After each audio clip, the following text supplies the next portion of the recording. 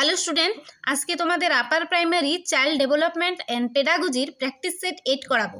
চলো তাহলে প্র্যাকটিস সেটটি শুরু করি। 1 নম্বর কোশ্চেনে দেখো কি বলেছে, মনস্তত্ত্বের উদ্দেশ্য হলো।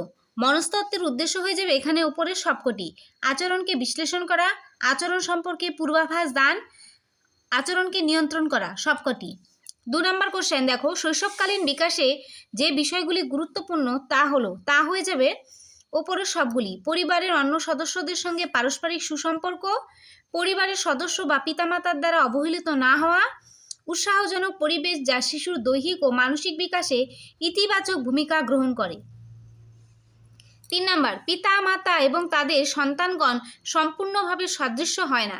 এর কারণ হয়ে যাবে অপশন ডি, উপরের সবগুলি: পিতা নিষ্ক্রিয় জিন সন্তানের মধ্যে সক্রিয় হতে পারে, মাতার সক্রিয় জিন সন্তানের মধ্যে নিষ্ক্রিয় হতে পারে, বংশধারা সাদৃশ্য ও বৈসাদৃশ্য নীতি, উপরে সবগুলি। 4 নম্বর কোশ্চেন, গৃহ এবং পরিবার কিভাবে শিশুকে সামাজিকীকরণে সাহায্য করে? তো এটার সঠিক উত্তর হবে অপশন এ। অপশন এ হবে 1 নাম্বার, 2 নাম্বার এবং 5 নাম্বার। পরে কোশ্চেন দেখো 5 নাম্বার, মূর্ত সক্রিয়তামূলক স্তরের বয়সসীমা হলো। তো এখানে বয়সসীমা হয়ে যাবে অপশান সি, 7 থেকে 11 বছর। 6 নম্বর কোশ্চেন, সঠিক উত্তরটি চিহ্নিত করো। তো এখানে সঠিক উত্তর হয়ে যাবে অপশান সি, শিশুকেন্দ্রিক শিক্ষা ব্যক্তি ও সমাজের চাহিদার মধ্যে সমন্বয় ঘটায়। 7 নম্বর কোশ্চেন, নিচের কোনটি বুদ্ধির শ্রেণী নয়? তো এটা সঠিক উত্তর হবে অপশান সি, পারদর্শিতা বুদ্ধি। 8 আছে দেখো, নিচের কোনটি সঠিক? এখানে সঠিক হয়ে যাবে অপশন ডি, ওপরের সবগুলি। বিভিন্ন ধারণার মধ্যে মিল ও অমিল প্রত্যক্ষ করাই হলো বিস্তার। চিন্তনের সাহায্যে বিশেষ থেকে সাধারণ ধারণায় আসা যায়। চিন্তনের সাহায্যে সমস্যার সমাধান করা হয়, সবগুলি। 9 নম্বর কোশ্চেন, সমাজ সংগঠনে নারীর ভূমিকা। নারীর ভূমিকা হয়ে যাবে অপশন এ, পুরুষের সমান হওয়া উচিত। 10 নম্বর, শিক্ষণ প্রস্তুত পরিমাপের প্রশ্নগুলি হয়ে যাবে শিক্ষণ উদ্দেশ্য অনুযায়ী। তারপর দেখো 11 নম্বর কোশ্চেন, নিরবিচ্ছিন্ন এবং সামাজিক মূল্যায়নের ক্ষেত্রে শিক্ষক গুরুত্ব দিবেন। এখানে শিক্ষক গুরুত্ব দিবেন হয়ে যাবে অপশান ডি, ওপরের সবগুলি। বিভিন্ন ধরনের পরিমাপ কৌশল ব্যবহার, আদর্শ নির্ণায়ক প্রসঙ্গে শিক্ষার্থীদের সঙ্গে আলোচনা, নিজের উন্নতির জন্য শিক্ষার্থীদের সুযোগ সৃষ্টি করা। পরের কোশ্চেন দেখো 12 নম্বর, শিক্ষাক্ষেত্রে ব্যক্তিগত পার্থক্য নীতি শিক্ষককে বুঝতে সাহায্য করে। তো এটা সঠিক উত্তর হয়ে যাবে এখানে অপশান ডি, ওপরের সবগুলি। শ্রেণীকক্ষে গড় মেধাসম্পন্ন শিক্ষার্থীদের পাশাপাশি উন্নত এবং অল্প মেধাসম্পন্ন শিক্ষার্থীরা অবস্থান করে। বিতে আছে শিক্ষার্থীদের সম্ভাবনাগুলি সম্পর্কে অবহিত হয়ে উপযুক্ত নির্দেশনার মাধ্যমে তার সদ্ব্যবহার করা। সিতে আছে দেখো, শিক্ষার্থী নির্বিশেষে সকলের কাছ থেকে একই ফল প্রত্যাশা করা ঠিক নয়। 13 নম্বর কোশ্চেন, অন্তর্ভুক্তিমূলক শিক্ষা প্রসারে বাধাগুলি হলো। তো এখানে বাধাগুলি হয়ে যাবে অপশান ডি, 1 নম্বর, 2 নম্বর, 3 নম্বর এবং 4 নম্বর। পরে দেখো 14 নম্বর কোশ্চেনে কি বলেছে, নিচের কোনটি সঠিক নয়? এখানে সঠিক নয় হয়ে যাবে অপশান বি, সরকারের সদিচ্ছার অভাব। 15 নম্বর কোশ্চেনে কি আছে, শিখন ত্রুটির প্রধান দিকগুলি হলো। শিখন ত্রুটির প্রধান দিকগুলি হয়ে যাবে উপরের সবগুলি: পঠনের ত্রুটি, লিখনের ত্রুটি, গণিত সংক্রান্ত ত্রুটি। 16 নম্বর কোশ্চেন, সৃজনশীলতার সঙ্গে বিদ্যালয়ের পারদর্শিতার এখানে হয়ে যাবে অপশান ডি, বিশেষ সম্পর্ক দেখা যায় না। 17 নম্বর কোশ্চেন, শিখনের কোনো পদ্ধতিতে বুদ্ধির সর্বাপেক্ষা অধিক প্রয়োজন হয়। তো এটা সঠিক উত্তর হবে অপশান সি, অন্তর্দৃষ্টি পদ্ধতি। 18 নম্বর কোশ্চেন দেখো কি বলেছে, নিচের কোনটি শিখনের বৈশিষ্ট্য নয়? শিখনের বৈশিষ্ট্য নয় এখানে হবে অপশান ডি, যে কোনো ব্যক্তি দ্বারা কাজটি সম্পূর্ণ হতে পারে।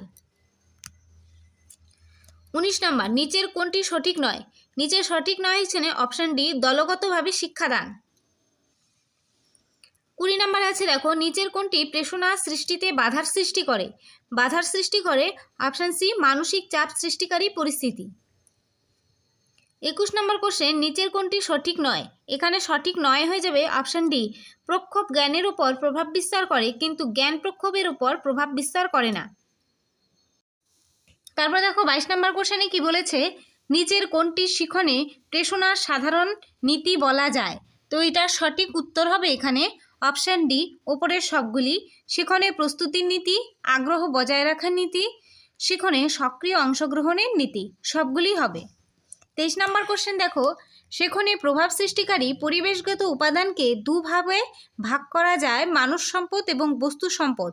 যেমন যেমন হয়ে যাবে অপশান সি 1 নাম্বার, 4 নাম্বার আর হচ্ছে 6 নাম্বার।